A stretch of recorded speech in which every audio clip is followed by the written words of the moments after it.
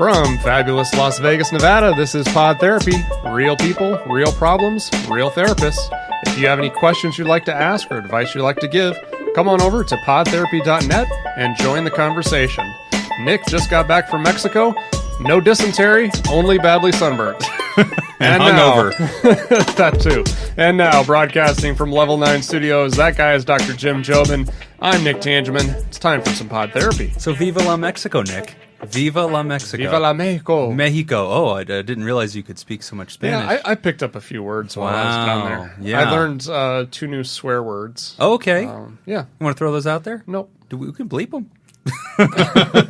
I'm honestly not worried about bleeping them out. You're just bad at Spanish? Yeah. Like, my tongue will not do what it's supposed to do. Yeah. Speaking of that, your girlfriend Laura's here. I set you up for that. You did. I was waiting for you to say something. So Laura, Nick's girlfriend, is here, and Laura, I imagine you supervised him in Mexico. I did, but he had to supervise me a couple times. I imagine he did. It's funny because I was talking to Nick, and I was like, "So how did you do in Mexico?" And he's like, "Dude, I don't speak any Spanish." And he's like, "I thought that Laura didn't either." And I was like, "I was in 8th grade Spanish with Laura. She doesn't." And he was like, "Okay, so here's the thing. She picked up something because she's conversational now." And I was like, "What the hell?" So wow, way to go! Our profesora would be super proud of you. Muchas gracias. I went all the way up to. I'm sorry. This is America. By the way, I go by Laura. Oh, okay. Yeah, Laura now. Yeah, got to throw that out there. But yeah, no, I went all the way up to AP Spanish. So I did the 6-hour AP. I actually failed that exam, so that should tell you how good I was. Dude, that you were even in the class is a big deal. I dropped out right around the time when they were like having us read Harry Potter in Spanish, and I was like, okay, we're done here. Like, no mas. No mas. That means no more, Nick. Yeah, I know. Sorry, Laura and I break into our Spanish conversation. Yeah. You just sort of feel left out, and I don't want that for you. I want you to feel like this is a safe place. So good trip though, right, guys? You enjoyed Absolutely. Mexico? It was beautiful. Yeah. All-inclusive resort? Yeah, all inclusive, all the food, drinks, whatever you needed, totally included, no tip or anything. Oh my gosh. It was a very short trip, though. We were only there for a few days. You can only survive there a couple of days. If you stay longer, you forget who you are. Yeah. And we left early. So Friday morning, we, our flight left at 6:30 in the morning. Oh, wow. So about 4:30 in the morning, we're sitting there waiting for our lift to come pick us up to get us a ride to the airport. And I have a BBC app on my phone. Of course you do. Of course I do. So when there's a breaking news or something, we'll send me a text alert, and it's a very specific. It's like the BBC sound, right? Their tone or whatever, and it's interesting because every time that goes off, and Laura hears it, she's always like, "What now? What happened?" Yep, what I said, Trump "What do? happened?" Exactly. I said it's North Korea. Is it isn't North Korea? Is there missiles? That's exactly We're in what the I right said. country. The We're going to be okay. BBC does not break in for good things, like all Starbucks is free today. Yeah. It's nothing positive. So when you hear it, it's like, here we go. Yeah. So we're sitting there, we're waiting for our lift, and get that alert, and Laura's like, "Oh, what is it?" And then I look, and I see Anthony Bourdain found dead in his hotel in Paris. Oh, no. Suspected suicide. Jeez. I was like, right at the end of the trip, man. No, beginning. Oh, that was no. right when we were leaving. Yeah. Oh, no. So, and this had just happened right after Kate Spade. Kate Spade, last week. And then at the beginning of that week, that research from the CDC had been published about how crazy suicide has been becoming in America. Right. And so we thought, well, actually, this would be a good topic for the podcast, because actually Laura is not here just to be here. Though we love having you. Thank you for indulging me. Laura actually has a purpose for being here, because Laura used to work at the crisis text line. Volunteer. Yeah, and so that's probably what's happening is a lot of listeners are like, God, I know her voice. Where do I know this from? Suicide Hotline! Laura! It's me, Bill! I'm doing great. I've been doing really good. Thanks for picking up that day. But there's also a suicide text line, too. There is. So, Laura, what is that? What is the suicide text line? So it's called the crisis text line, and it's essentially a 24/7 text service. Wow. You text in just whatever you're feeling, and a live crisis counselor will talk to you. Awesome. And it's all through text. It's anonymous. The crisis counselor has no idea who you are, where you're from, or anything. They only know. No, they're not. They can't. There's no way to. There's no way to do it. Nope. So they just only know what you tell them. You tell them as little or as much as you want as the texter, and that's such a smart idea. Because like sometimes I know that people that we've talked to in the past, part of the oppressiveness of depression or suicidal thinking is it kind of forces you into inaction, and it's so hard to even pick up the phone and make a call, to even summon the strength to say words. But texting, I think, is such a lower point of entry where it's like, okay, I'm just going to send this. And like you can just swipe it out really quick and you can send it to a number and a real live human will reply. And you're actually now in conversation about what you're going through. Yes. Wow. And they're there to listen, to just empathize with what you're saying and work it out with you. Jeez, what a smart idea. And so you've done that in the past. You've been part of the crisis text line. I volunteered for about 6 months, and it was you were only required to do 4 hours a week, 2 hours in 2 days. Wow. And you could do it from home on your computer. It's an app. Or not an app, it's a desktop. Program? Yes, program. Oh, so you're typing and the other person's texting. That's correct. Pretty smart. That way you can get that message back fast. Right. You know, and there's the anonymity. I would just send emojis. Just like sad face, poop. I'm sorry, what?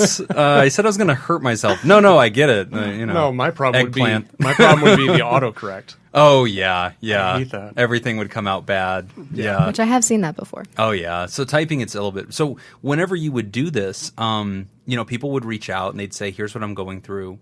What might be a typical, thing that you might hear somebody talking about or what they're experiencing? So I heard a wide variety of things. There was someone grieving the loss of their friend who had committed suicide. Yeah. There was someone who said, I've been to the hospital before for suicide watch. I'm feeling it again, but I don't want to wake up my mom. What do I do? And just to be clear, the crisis counselors are trained volunteers. They're not professionals. We're not supposed to give medical advice or, be therapists. We're just supposed to guide the person from what we call a hot moment to a cool moment. Yes. So we're just kind of guiding the person, essentially what you guys do as well in therapy, where you're just kind of guiding them, de-escalate, and then guide them towards helping themselves, giving them resources. What I love about that, though, and Nick, this is so key to what, is so important for the listener to hear. It's important because a lot of people think if your friend or loved one or somebody seems like they're in danger, you're not qualified to help them. Right. And so it's like, don't do anything. You're going to break them. Just call Dr. Phil, and it's like, no, like it's a voluntary thing where if you can just be a human at the other person, you can really take them from hot to cold and get them through a crisis moment too. Yeah, a lot of people just feel like they're not qualified, or they feel like I'll make the situation worse. It's better if I don't talk about it. Right. Or the other one, the most common one that I hear is, well, I don't want to give them any ideas. Yes. Right, which is kind of ridiculous if you really think about it. That's a huge myth. A lot of people think, well, you shouldn't ask them, are you suicidal? You should tiptoe around it.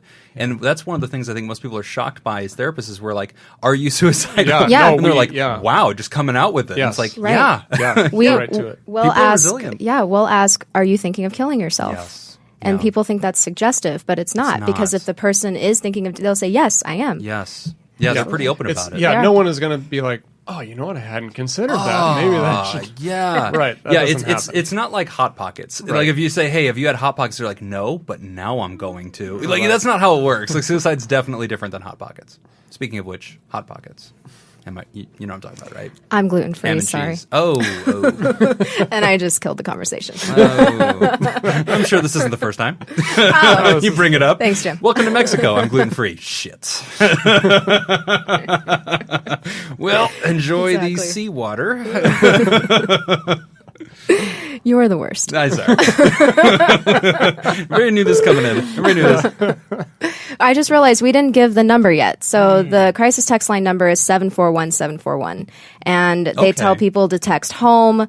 That's for them to track where they heard it from. But you can essentially just you can text, I'm feeling this, and someone will be there. So you can just open a text message, 741-741. Yes.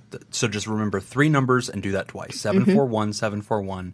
Send a text, and a real human gets that and will now be writing back to you. Yes. Oh, my God, that's amazing. What can somebody expect if they do text that number?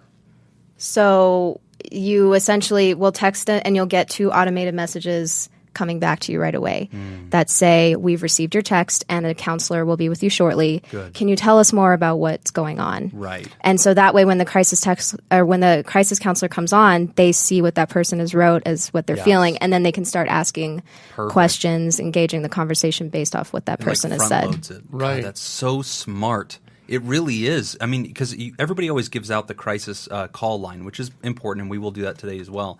But the text line is so much more accessible. I just feel like that's where somebody's mentally capable of reaching out, whereas calling feels like a higher barrier, and it's like harder to do.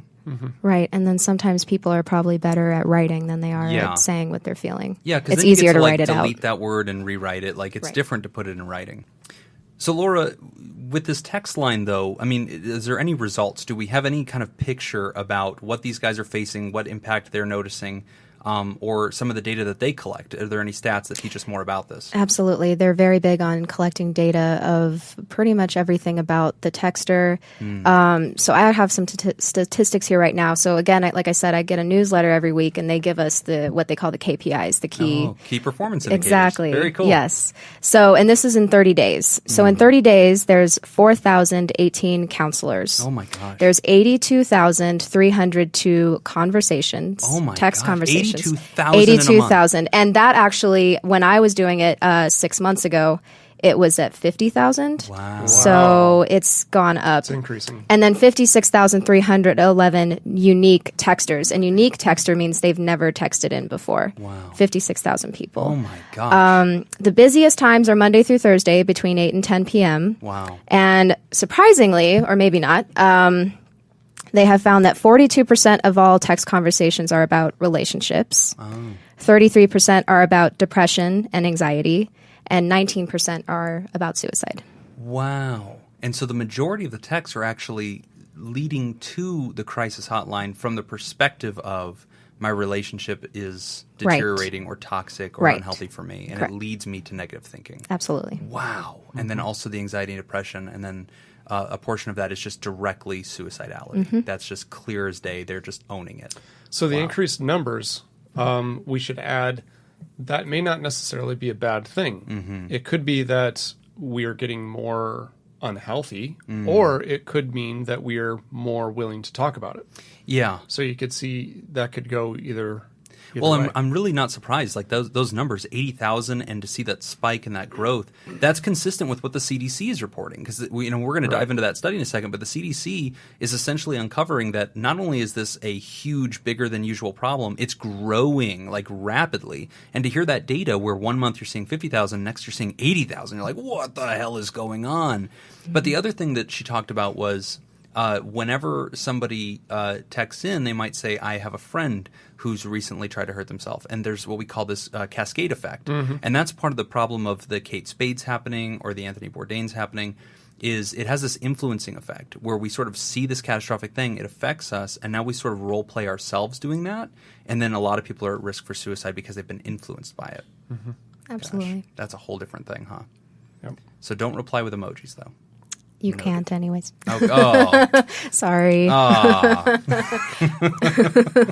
They have Jim-proofed the system. They've Jim-proofed it, yeah. They just log me out. I'm just talking to myself. It's just a Word doc that says suicide hotline at the top. And I'm just like, hello? In Comic Sans. If you want to volunteer for Crisis Text Line, it's very, very simple. So it's going on a rolling basis. Every 2 weeks, they will accept people into the program. And all they ask for is just an online application and a background check, just to make sure you're okay. How deep is this background check? I'm not sure. Shit. You have to give your social security number, so as deep as that gets. I think I'll make it. I think you'll be all right. I think the statute of limitations has expired on all my stuff. If you can be a therapist, I can't think you'd be okay. Oh, you'd be surprised how many times I faked my own death, Nick. This is the third identity I've got. So people can sign up where? What's the website? So the website is crisistextline.org. crisistextline.org. Yes. And anybody can sign up. And so if you're out there and you hear these stories and you think, man, I care about this, I want to help hurting people, What can I do, though? You, John Q. Public, can sign up for that. And you could just take a shift and do some text message interface, and people are hurting. They need your help. Absolutely. So sign up for that, crisistextline.org. Yep. Very cool. And the number again is 741-741. Yes. So if you are need help, or somebody you know needs help, or you want to get on your social media, let people know about this crisis text line, 741